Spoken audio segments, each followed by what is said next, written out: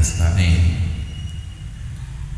ala umuri dunya waddin wassalatu wassalamu ala ashrafi anbiya'ihi wal mursalin wa ala alihi wa sahbihi wa man sara ala nahjihi bi ihsanin ila yaumiddin wa ba'd. Hadirin yang dirahmati oleh Allah Subhanahu wa taala, rasanya tidak ada kata yang pantas untuk kita ucapkan, dan memang tidak ada yang pantas kecuali kata demi kata yang kita rangkai dalam rangka bersyukur kepada Allah Jalla wa Ala atas segala nikmat dan karunia yang Allah limpahkan dan Allah anugerahkan kepada kita. Karena hanya dengan taufik dan hidayah dari Allah kita dapat melangkahkan kaki ke masjid yang mulia ini dalam rangka beribadah, dalam rangka mengerjakan salah satu syiar Islam, bahkan pembeda antara seorang mukmin dan munafik, itu salat subuh berjamaah.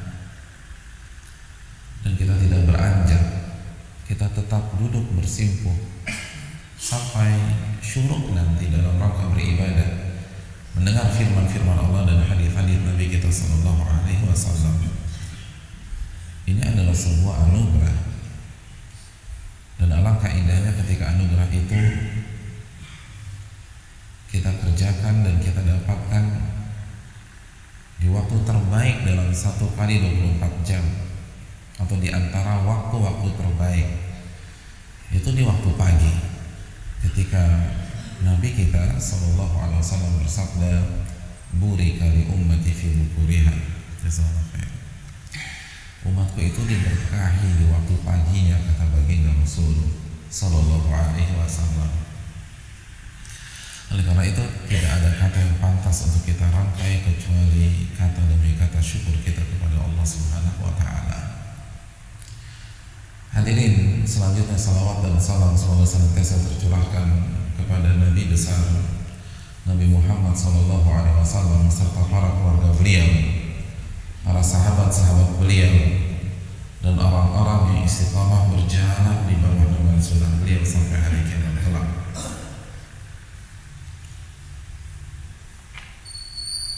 Sebuah gelar yang dilupakan, hadirin, yang diabaikan, yang sudah tidak menjadi daya tarik di mata banyak umat Islam. Kira-kira gelar apa yang terbesit di benak kita?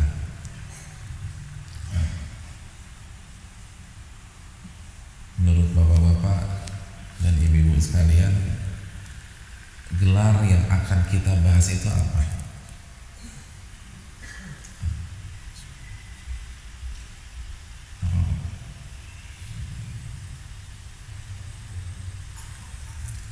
Mana dia, Pak?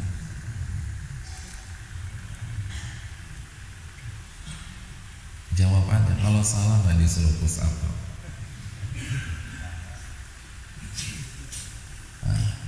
Apa gelar yang sangat prestis, yang sangat bergengsi, dan merupakan fondasi di dalam agama kita, tapi sekarang sudah dilupakan oleh banyak orang? Gelar itu kira-kira apa? LC.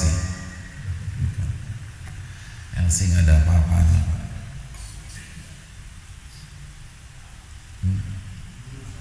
SH, bukan. Guru. Guru kan profesi, bukan gelar. Iman dan takwa. Bukan. Al-Amin. Bukan juga. Itu travel kayaknya. Abdullah. Apa arti Abdullah? Hamba Allah. Ya Allah. Abdullah atau hamba Allah itu gelar yang sangat prestis di dalam agama kita, gelar yang sangat bergengsi, gelar yang merupakan salah satu kunci surga. Tidak setiap saat Allah panggil sosok-sosok istimewa dengan gelar Abdullah. Hanya di momen-momen tertentu saja di dalam Al-Quran. Hanya di event-event penting saja di dalam Al-Quran. Tidak di semua event. Contoh, ketika Allah Subhanahu wa ta'ala sedang mengangkat sebuah event besar yang bernama Isra dan Mi'raj, baru Allah sebutkan gelar ini. Apa bunyi surat Al-Isra ayat pertama? Subhanalladzi asra bi'abdihi lailan minal masjidil haram ilal masjidil aqsa alladzi barakna hawla. Maha suci Allah yang telah mengatur perjalanan di malam hari untuk hambanya dari Masjidil Haram ke Masjidil Aqsa yang kami berkahi tempat tersebut. Kepada hambanya, siapa hamba yang dimaksud dalam ayat ini? Rasulullah SAW.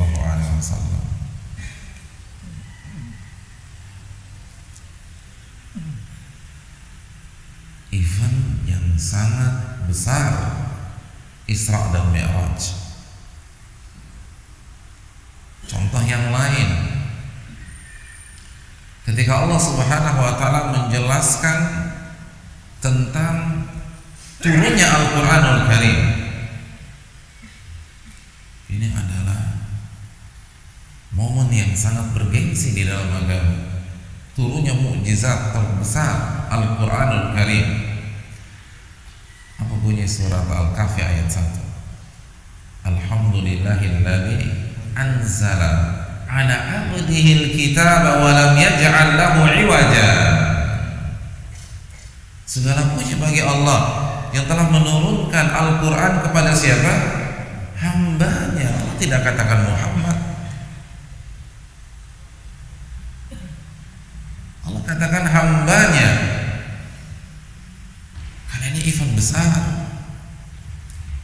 Seperti seorang pembawa acara di acara-acara resmi, maka ia akan mengatakan Presiden Republik Indonesia.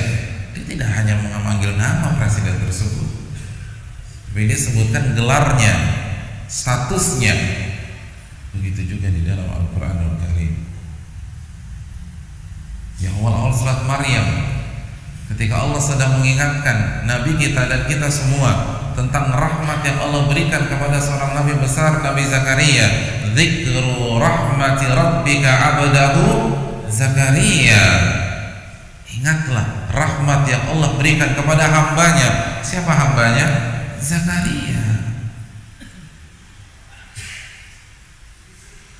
Hadirin yang dirahmati oleh Allah, ini gelar sangat bergengsi dan ini kunci. Barang siapa yang bisa meresapi gelar ini, dia akan sukses dunia dan akhirat. Barang siapa yang bisa menjadikan gelar ini darah dagingnya, maka dia akan menjadi orang-orang yang bertakwa, orang-orang yang beriman, orang-orang muslim dengan maknanya yang sejati. Hamba Allah. Ini adalah gelar yang sangat dicari oleh para sosok-sosok besar. Oleh karena itu, baginda Rasul SAW dalam hadis Bukhari, beliau meminta kita untuk memanggil beliau dengan gelar ini. Beliau SAW bersabda, la tuturuni kama atratin nasara Isa bin Maryam. Janganlah kalian memanggil aku dengan gelar-gelar yang macam-macam, yang berlebih-lebihan, sebagaimana yang dilakukan oleh Nasrani kepada Isa bin Maryam. Walakin qulu Abdullah wa rasuluhu. Namun panggil aku dengan gelar Abdullah, hamba Allah, dan utusannya. Nabi nggak ingin dipanggil dengan gelar macam-macam. Nabi hanya ingin Abdullah. Luar biasa. Tapi siapa orang tua pada hari ini yang berharap anaknya menjadi Abdullah?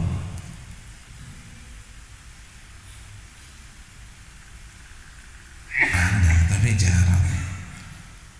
Mereka berharap anaknya jadi SH, SE, SPSI, Doctor of Philosophy.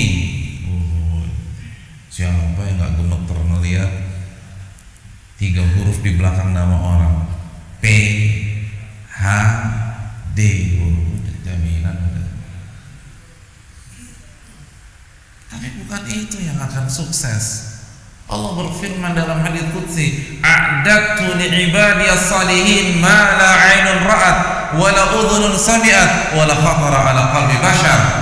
Aku persiapkan kenikmatan surga bagi hamba-hambaku.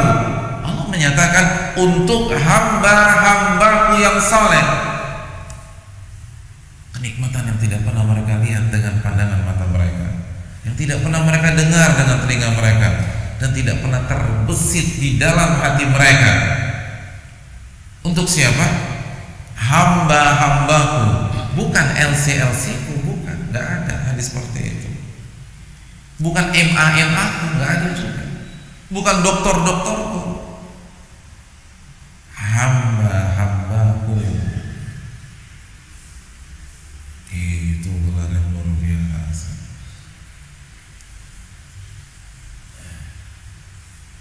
Hadirin yang dirahmati oleh Allah. Mungkin ada yang bertanya, Ustaz, cara dapetin gelarnya di mana? Mumpung saya ini baru lulus SMA, saya pengen daftar. Kira-kira masuk universitas mana biar gelarnya itu Abdullah? Hadirin yang dirahmati oleh Allah.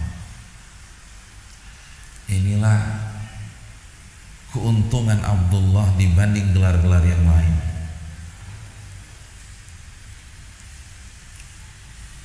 Gelar ini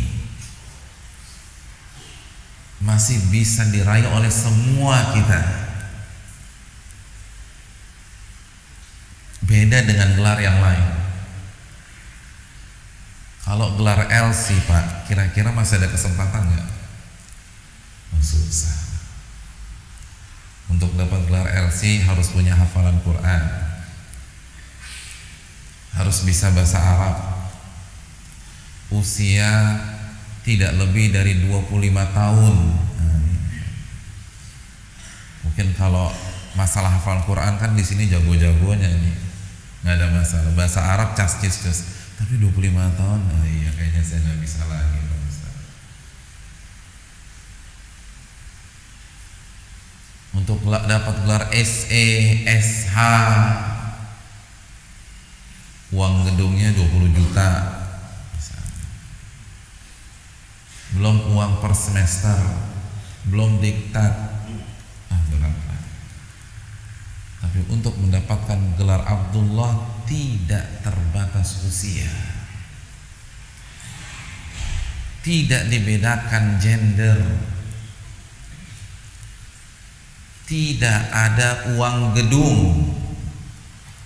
semua bisa mendapatkannya. Tua, muda, miskin, kaya, laki-laki, wanita, tidak pandang etnis dan bulu, semuanya bisa. Orang Bali bisa, orang Jawa bisa, orang Banyuwangi bisa, orang Jakarta bisa.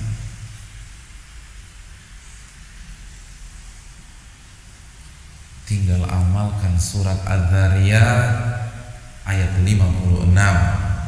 Wa ma khalaqtul jinna wal insa illa liya'budun. Tidaklah aku ciptakan jin dan manusia kecuali untuk menghamba kepada diriku.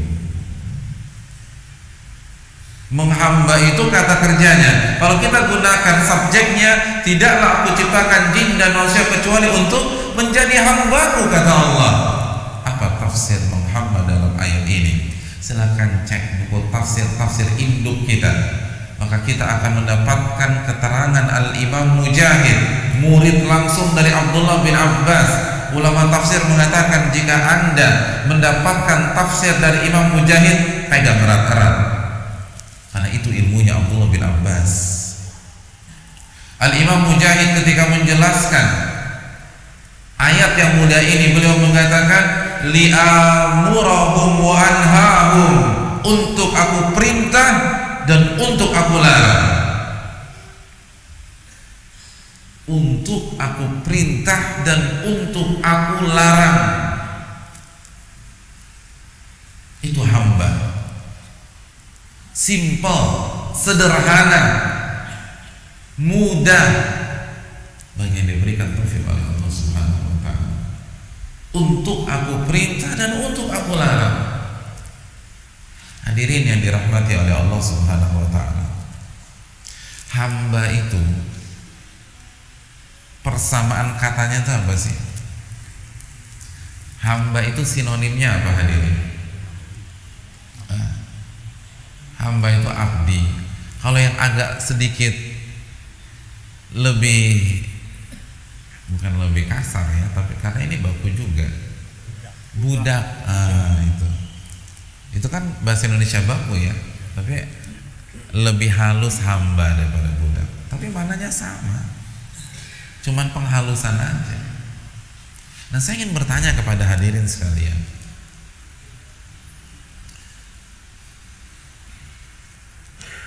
mana yang lebih rendah, hamba atau pembantu? Sebelum kita lanjutkan, hadirin, pembantu itu nggak ada masalah. Kita tidak sedang mendiskreditkan atau merendahkan, karena maksud kita pembantu di sini adalah bawahan.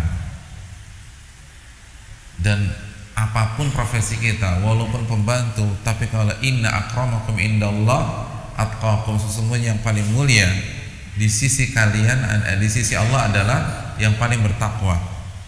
Dan saya rasa nggak ada masalah dengan sebutan pembantu, karena menteri saja itu apa? Pembantu presiden. Ketika dijadikan staf menteri, orang bangga banget, padahal hakikatnya pembantu si menteri. Sekretaris pembantu, kan begitu ya hadirin ya. Jadi biasa aja. Nah, saya ingin tanya, mana yang lebih rendah atau mana yang lebih tinggi kalau kita balik, pembantu atau hamba? Jelas pembantu. Jadi pembantu itu jangan pikirannya yang di rumah aja, semua kita ini banyak membantu. Dan itu biasa. Hadirin, kita sepakat hamba itu lebih rendah daripada bawahan atau pembantu. Itu sudah yang paling rendah sudah. Nggak ada bawahan yang lebih rendah daripada hamba. Tidak ada. Dan itu status kita. Itu gelar yang sangat prestis jika kita persembahkan kepada Allah. Saya ingin tanya, apa tugas inti dari pembantu, hadirin? Tugas inti dari pembantu apa? Tugas intinya apa? Melayani? Bukan. Mengerjakan perintah dan menjauhi larangan. Atau tadi nurut gitu. Inti pembantu itu bukan membantu, bukan melayani, salah. Contoh, kita punya pembantu di rumah kita misalnya. Begitu Sabtu ini kita libur, pulang dari masjid habis kajian subuh, sampai rumah itu meja makan sudah lengkap. Meja makan sudah lengkap. Di situ ada semua. Ada nasi jenggo, benar ya jenggo ya? Ada ayam betutu, ada ayam taliwang, ada pelecing kangkung, ada bubur ayam, bubur Madura, ada bubur kampium, ada soto Makassar, bukan soto, coto Makassar, ada soto Padang, komplit semua tuh makanan Nusantara. Oh, kita bingung nih, tanya sama asisten rumah tangga kita, Mbak, ini apa ini Mbak? Ini sarapan buat Bapak. Mbak beli semua? Iya, dalam rangka melayani dan membantu Bapak agar nggak repot-repot lagi sarapan. Uangnya dari mana? Kan dari uang bulanan yang Bapak kasih kemarin. Kira-kira kita bangga atau kita marah? Marah lah, karena kalau seminggu begini bangkrut kita, semuanya dibeli sama dia. Mbak jangan beli semuanya, saya nggak suka. Saya kan hanya minta nasi jenggo, kenapa dibelikan semua? Iya tidak, kita nggak pesan kambing ke pasar dibeli kambing. Kita nggak pesan bebek, di pasar dia akan belikan bebek. Kita nggak pesan ikan salmon, di pasar dia belikan ikan salmon. Kira-kira pembantu seperti ini gimana? Kasih SP hadirin. Nggak bisa seperti itu.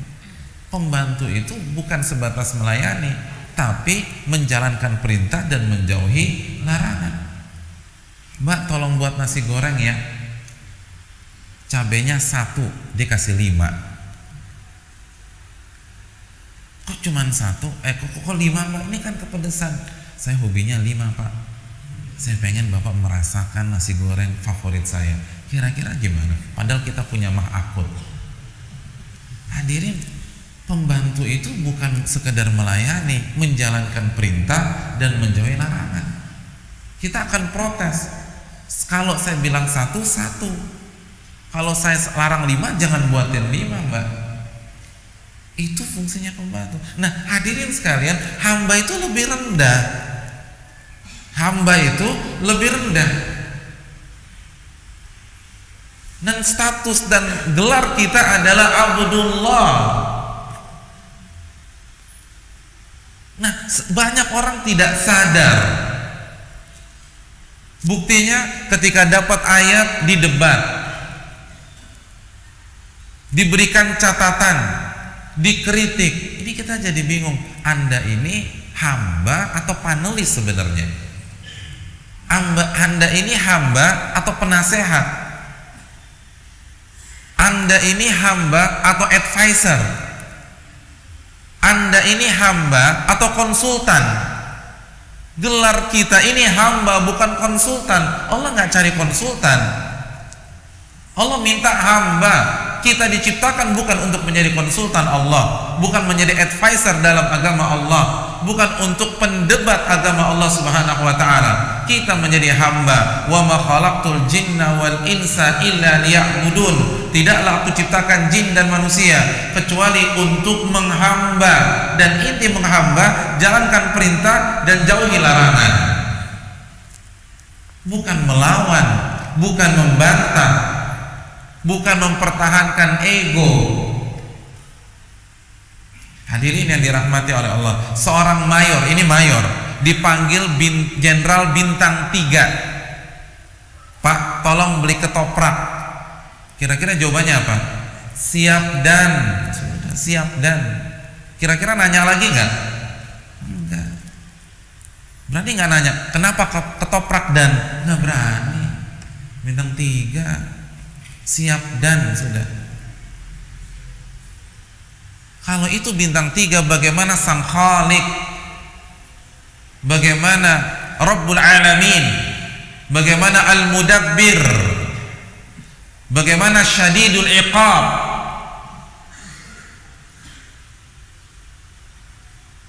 Makanya silakan cek hadits-hadits Nabi SAW. Itu para sahabat ketika diperintah Nabi, kira-kira nanya hikmahnya dulu apa enggak? Enggak, sami'na wa ata'na. Walaupun pasti ada hikmah dan nggak ada masalah nanya tentang hikmah. Tapi yang namanya hamba tuh nggak banyak nanya, nggak ngebantah. Hadirin, kita tinggal di Bali. Terus kita dapat surat keputusan dari kantor kita harus pindah ke Jakarta.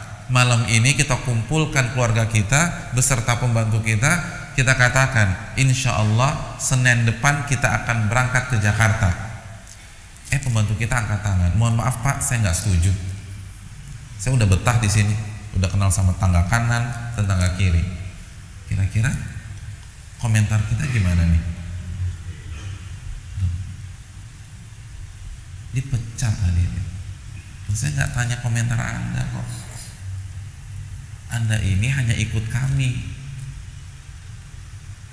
Nah sekarang banyak orang itu berani mengatakan nggak setuju terhadap agama Allah, tidak setuju terhadap hukum Allah, tidak setuju terhadap sunnah Nabi SAW. Anda sadar nggak sih siapa kita?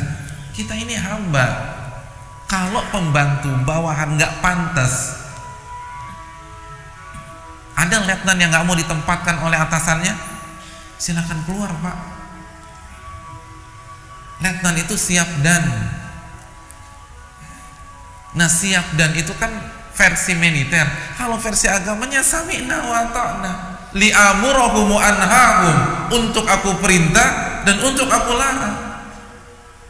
Bukan untuk mendebatku, bukan untuk melawanku, bukan untuk mempertahankan ego kita sebagai seorang hamba, bukan untuk mempertahankan kultur kita atau budaya kita, bukan. Ada orang kerja sama kita, kebiasaan dia di kampung itu bangun jam 8. Begitu kerja sama kita, kita minta dia bangun jam 4. Dia tetap bangun jam 8. Kira-kira kita pertahankan atau enggak? Pecah. Nah begitu juga, kita ini punya budaya masing-masing. Bali punya budaya, Jakarta punya budaya, Jawa punya budaya. Tapi ketika kita sudah masuk ke dalam agama Allah, status kita hamba Allah, tanggalkan semua hadirin sekalian. Itu hamba. Itu hamba.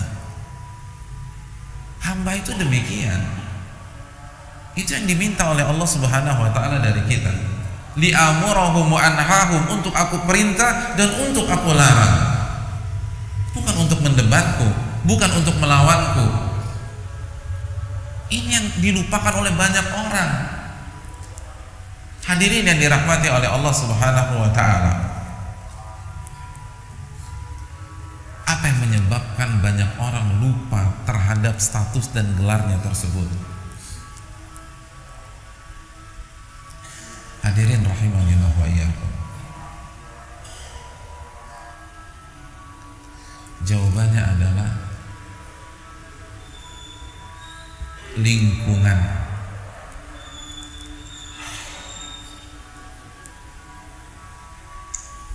Saya ingin memberikan sebuah contoh sederhana. Apabila ada seorang anak wanita, anak perempuan, mulai dari saat dia bisa berkomunikasi dengan orang tuanya, ini keluarga besarnya aneh banget. Semuanya mengatakan kamu jelek. Jadi setiap hari ibunya bilang kamu jelek nak, kakeknya bilang kamu jelek, neneknya bilang kamu jelek, kamu jelek, kamu jelek, kamu jelek, kamu jelek, kamu jelek, setiap hari dari usia 3 tahun. Kira-kira ketika anak perempuan ini tumbuh menjadi gadis dewasa di usia 18, 19, 20, dan setiap hari dari kecil dikatakan kamu jelek, kira-kira dia akan menjadi wanita yang penuh percaya diri atau wanita yang minder? Minder atau percaya diri? Minder. Dia merasa cantik atau dia merasa jelek? Merasa cantik atau jelek? Pengalaman. Kalau mungkin pengalaman kita kan dikatakan ganteng terus, ganteng. wanita ini akan merasa dirinya jelek. Padahal bisa jadi dia cantiknya luar biasa. Mungkin sama Miss Indonesia itu 11-12, cantik luar biasa. Tapi dia nggak merasa cantik. Kenapa demikian? Karena dari kecil sudah dikatakan kamu jelek, kamu jelek, kamu jelek, kamu jelek. Benar nggak? Siapa orang psikologi di sini?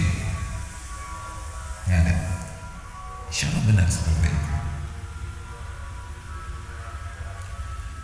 Itu bisa jadi garis itu ketika jalan di trotoar terus diganggu oleh anak-anak muda yang nongkrong, itu bisa kegeeran. Ternyata saya laku juga ya. Padahal gimana nggak laku, orang cantiknya luar biasa. Tapi dia nggak pernah merasa cantik. Kenapa? Karena dari kecil dikatakan kamu jelek, kamu jelek, kamu jelek, dan kamu jelek. Bukankah ini teori komunikasi, hadirin? Apa salah satu teori komunikasi politik? Sebuah kebohongan jika disampaikan terus-menerus, kalau bahasa kita sekarang, disampaikan secara sistematis dan masif, maka akan diyakini sebagai sebuah kebenaran oleh masyarakat. Betul apa tidak? Iya. Nah, sekarang saya ingin bertanya, dari kecil apakah status ini diingatkan kepada kita?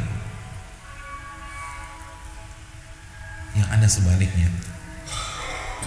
Hamba itu nggak punya semuanya, nggak punya sesuatu, itu hamba. Nggak ada yang, hamba itu nggak punya apa-apa, bahkan nyawanya saja dia nggak punya. Makanya setiap ada yang meninggal kita mengatakan innalillah wa inna ilaihi rajiun. Sesungguhnya kami ini milik Allah dan kami akan kembali kepada Allah Subhanahu wa taala. Itu hamba. Jadi jangankan mobil, jangankan sepatu, jangankan rumah, nyawa saja yang paling berharga kita nggak punya. Itu hamba. Itulah rendahnya hamba. Tapi semenjak kecil, ketika kita dapat tas misalnya, dikatakan itu tas siapa? Tas kita. Tidak dikatakan itu tas Allah yang Allah titipkan kepadamu. Saat kita dapat sepatu, dikatakan itu sepatu siapa? Sepatu kita. Bukan dikatakan itu sepatu yang Allah berikan kepadamu. Kamu punya hak pakai, bukan hak milik dari Allah Subhanahu wa taala. Kan Allah Rabbul Alamin. Arti Rabb itu kan malik.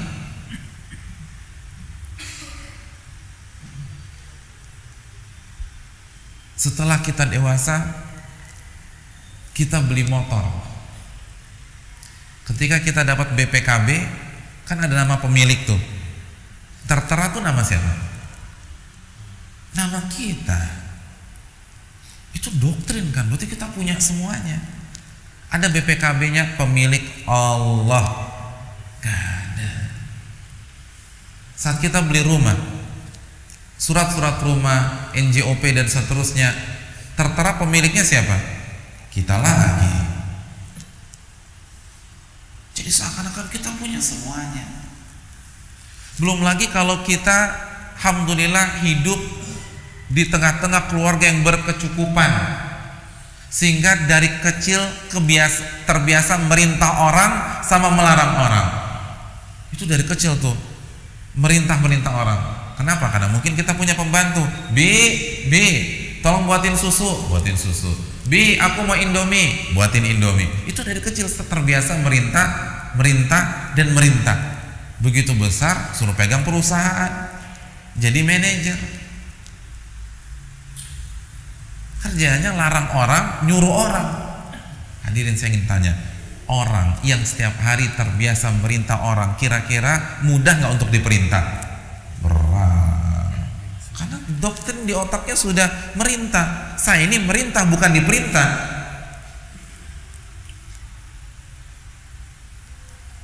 Orang yang di rumahnya punya 20 pembantu, terus ikut sebuah program travel, melakukan perjalanan ke luar negeri. Ketika di bandara suruh ngangkat koper, kira-kira mau nggak? Oh, susah tuh. Kok saya disuruh ngangkat? Saya di rumah punya 20 pembantu. Kenapa susah? Karena dia biasa merintah. Kenapa saya diperintah sekarang? Ini berat. Nah, inilah kondisi kita sekarang. Karena kita terbawa dengan jabatan kita, terbawa dengan status kita, terbawa arus lingkungan kita. Orang saya punya semuanya. Apa alasannya saya suruh kasih ini, kerjakan ini, kerjaan ini, suka-suka saya dong. Orang saya punya uang. Hadirin yang dirahmati oleh Allah Subhanahu wa taala. Inilah rahasianya hadis Bukhari. Hadis Bukhari. Ketika Abu Sufyan ditanya oleh Heraklius. Heraklius bertanya kepada Abu Sufyan, "Saya ingin tanya, pengikut Muhammad ini lebih banyak mana? Orang miskinnya atau orang kayanya?" Jawabannya apa? Orang miskin atau orang kaya? Orang miskin. Mayoritas pengikut Nabi Muhammad SAW adalah orang miskin. Apa kata Heraklius? Begitulah pengikut seluruh para nabi dan rasul. Mayoritas pengikut mereka adalah orang miskin, bukan orang kaya. Hadirin, yang orang kaya jangan tersinggung. Abu Bakar kaya, Umar kaya, Utsman kaya, Abdurrahman bin Auf kaya, Sa'ad bin Abi Waqqas kaya. Orang-orang terdekat Nabi itu lebih banyak orang kaya, tapi secara mayoritas yang lebih banyak siapa? Orang miskin. Dan itulah kenyataan dan fakta seluruh para nabi dan rasul. Kenapa demikian? Simpel seperti tadi. Karena yang lebih mudah menerima konsep penghambaan adalah orang miskin dibanding orang kaya. Karena yang lebih mudah menerima konsep diperintah dan dilarang itu orang miskin dan orang kaya. Karena lebih cocok dengan kehidupannya. Karena orang miskin itu sudah biasa diperintah dan dilarang. Oleh siapa? Oleh bosnya. Oleh siapa? Oleh majikannya. Oleh siapa? Oleh atasannya. Karena dia sudah terbiasa diperintah dan dilarang oleh atasannya, sehingga dia mudah menerima. Kalau atasan saya bisa perintah saya, kenapa pencipta saya tidak bisa perintah saya? Simpel. Tapi orang kaya itu susah banget nerima hal sesimpel ini. Karena dari kecil itu sudah merintah dan melarang. Hadirin yang dirahmati oleh Allah.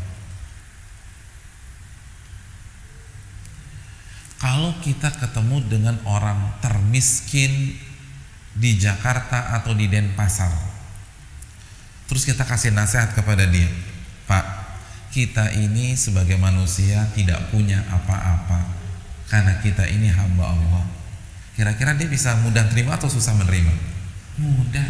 Dia tinggal lihat aja buku rekeningnya. Iya, saldo 0. Benar, nggak punya apa-apa. Rumah nggak punya, mobil nggak punya, motor nggak punya. Betul banget nih nasihat. Kita nih nggak punya apa-apa. Tapi kalau kita berbicara di hadapan orang terkaya di Jakarta atau orang terkaya di Denpasar, dia punya 15 unit rumah di Pondok Indah dan di Menteng misalnya. Lalu kita katakan, "Pak, kita ini nggak punya apa-apa." Kira-kira bisa terima nggak? Enak aja. Itu 3 gedung di Senopati punya siapa? 3 hotel di dekat bandara tuh punya siapa? Kok Anda enak banget nggak punya apa-apa? Karena sekali lagi, hadirin, wa mal hayatud dunya illa mataul ghurur. Allah berfirman dalam surat Ali Imran 185, tidaklah kehidupan dunia adalah perhiasan yang bisa menipu kita. Ini yang jadi masalah. Kenapa banyak orang susahnya minta ampun menjadi hamba Allah? Khususnya ketika dia sukses, ketika dia sedang berada di top position. Dan inilah alasannya mengapa orang banyak taubat itu ketika sudah jatuh, sedang terpuruk, sedang sakit, sedang bangkrut. Karena untuk menerima konsep hamba tuh gampang. Iya ya, ternyata saya lemah ya, saya bisa bangkrut. Ternyata saya bodoh ya, saya ditipu orang. Tapi susah bagi orang yang setiap tender menang terus.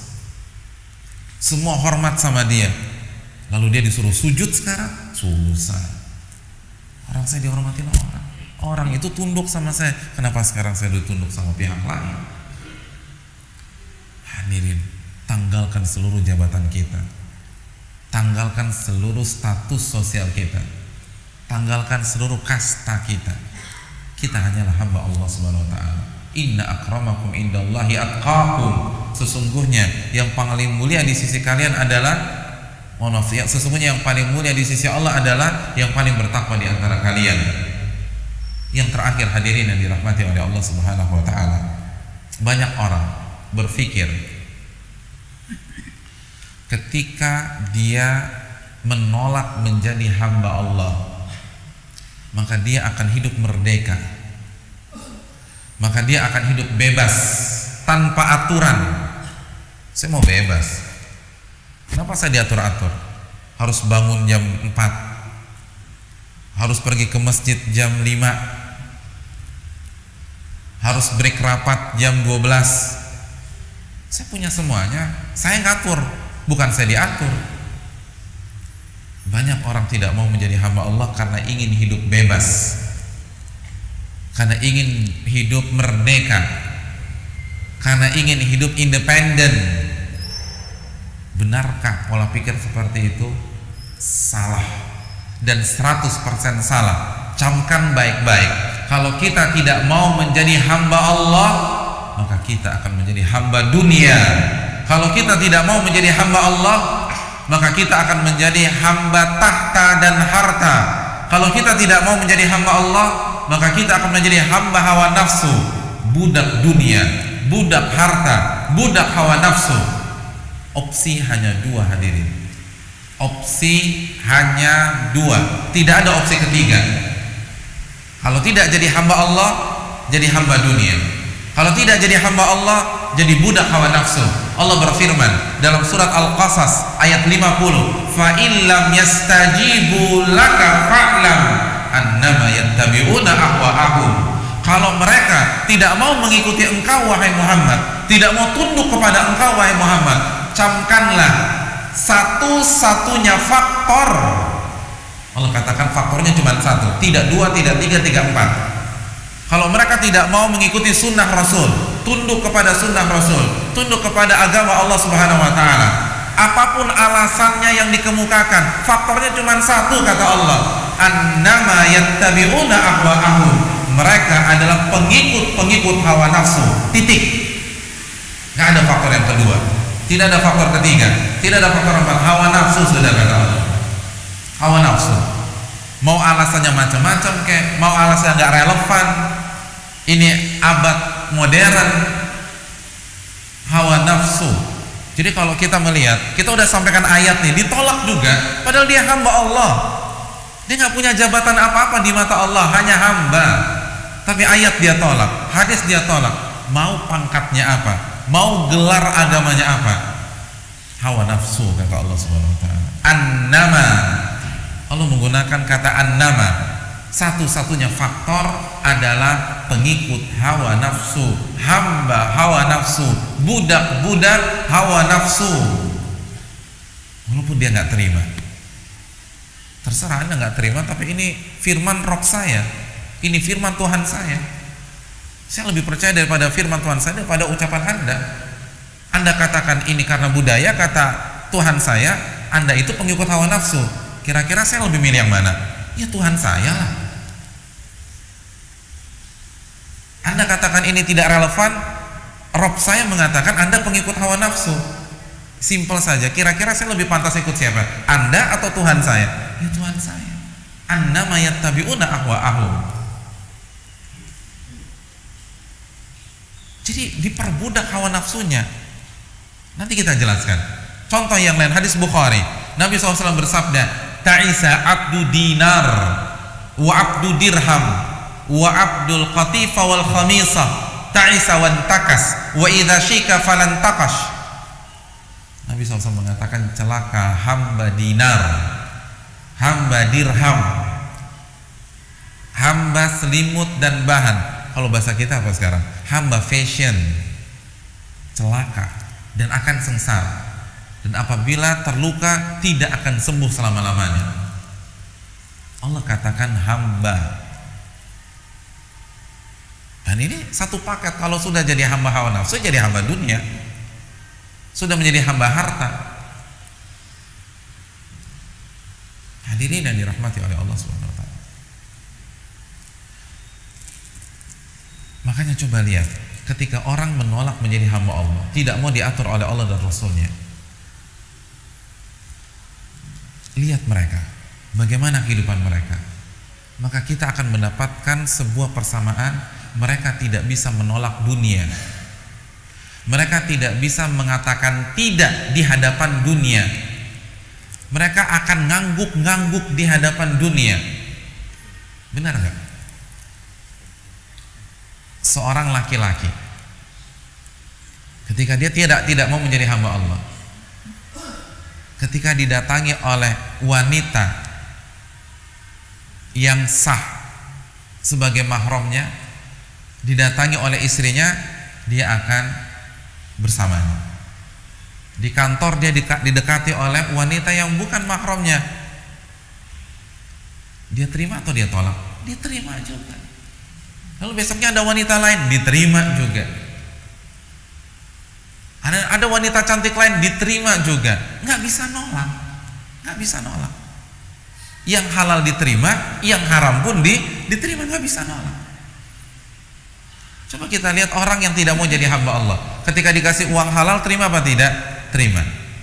Dikasih uang panas, terima juga. Dikasih uang abu-abu, terima. Dikasih uang haram, terima juga. Nggak bisa nolak dia. Semuanya diterima. Tidak berani mengatakan tidak pada dunia. Apa?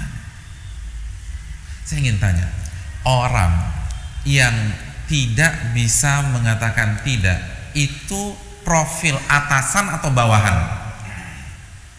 Hah? Yang nggak bisa mengatakan tidak, profil pemimpin atau profil budak? Budak kan? Nggak bisa nolak. Bawahan nggak bisa nolak. Itu budak. Coba aja kita lihat.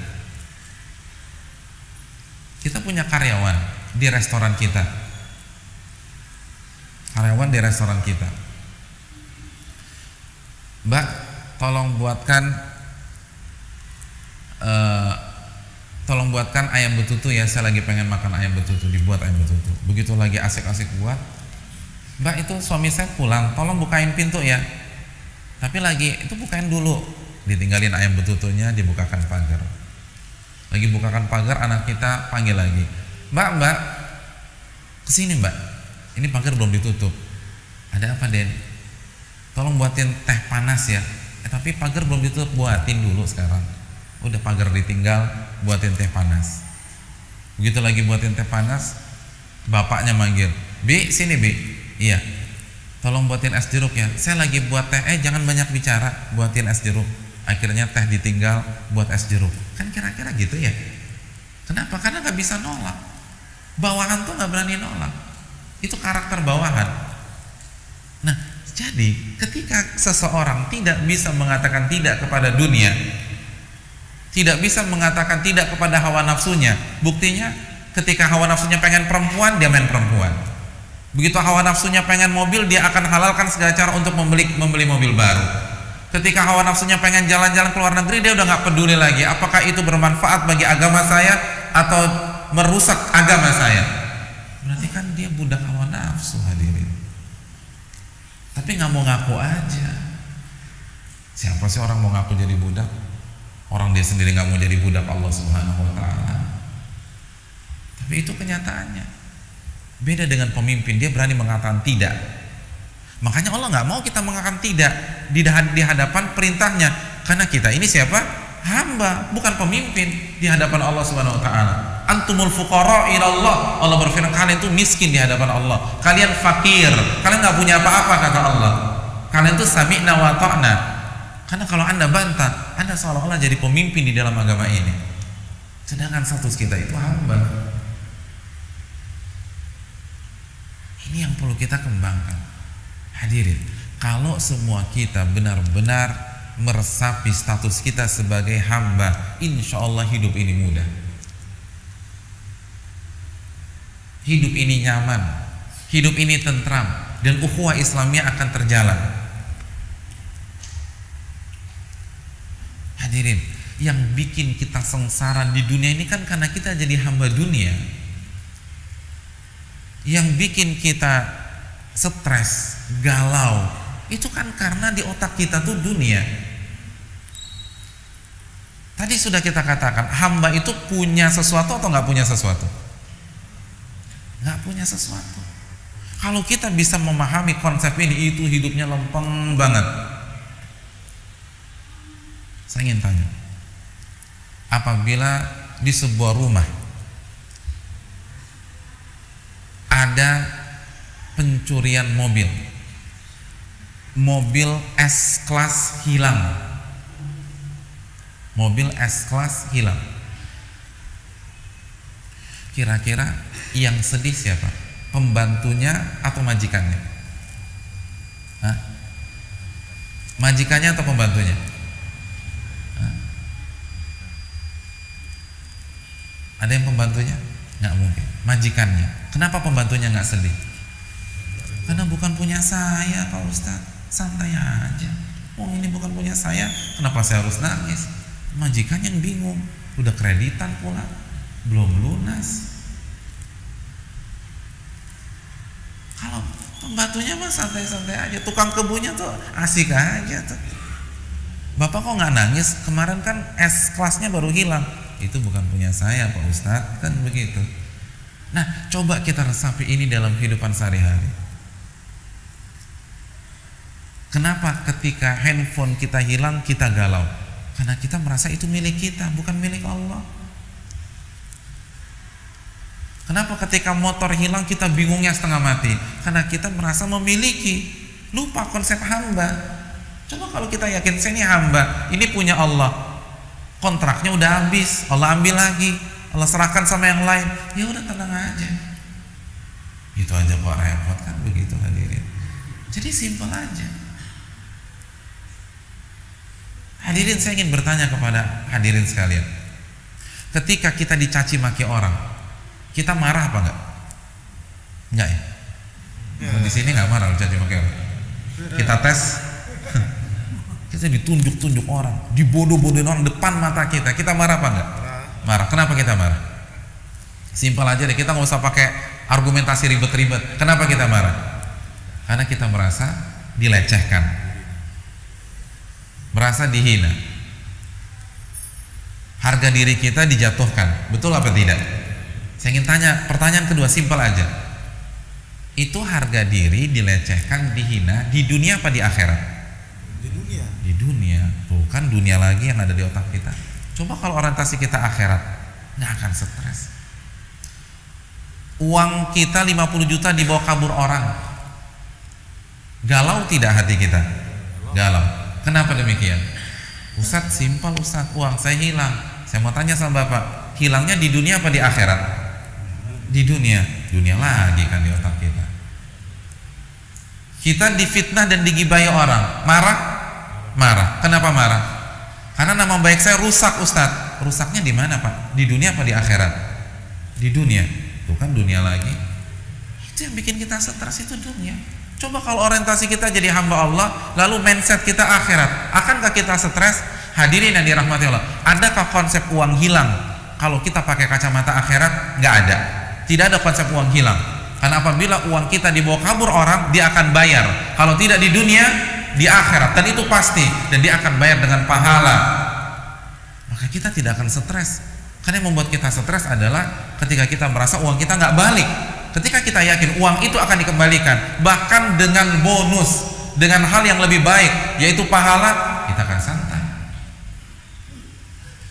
Kalau kita mindset kita akhirat, kita difitnah dan digibahi orang, kenapa Anda harus marah? Bukankah orang yang memfitnah dan menggibahi Anda itu akan mentransfer pahalanya pada hari kiamat? Kok dikasih pahala marah? Antum kalau dapat transferan duit seneng apa enggak? Nggak seneng ya? Setiap hari ada orang yang transfer antum 10 juta, senang? Senang. Nah sekarang kenapa ketika ada orang setiap hari kasih transfer pahala kita marah? Antum lebih senang mana? Dapat transferan duit atau dapat transferan pahala? Dua-duanya. Oh ya, jawaban bagus. Dua-duanya. Tapi bobotnya pahala. Kenapa harus stres? Anda stres karena di otak Anda tuh dunia. Anda takut nih, yang Anda dapatkan semua di dunia tuh hilang. Itu yang Anda takutkan. Jadi aneh ya manusia ya.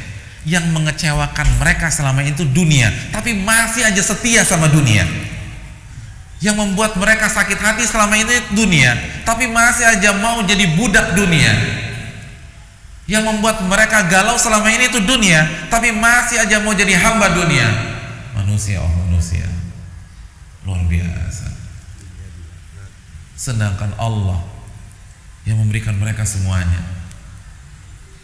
yang Ar-Rahman dan Ar-Rahim, gak mau jadi hambanya.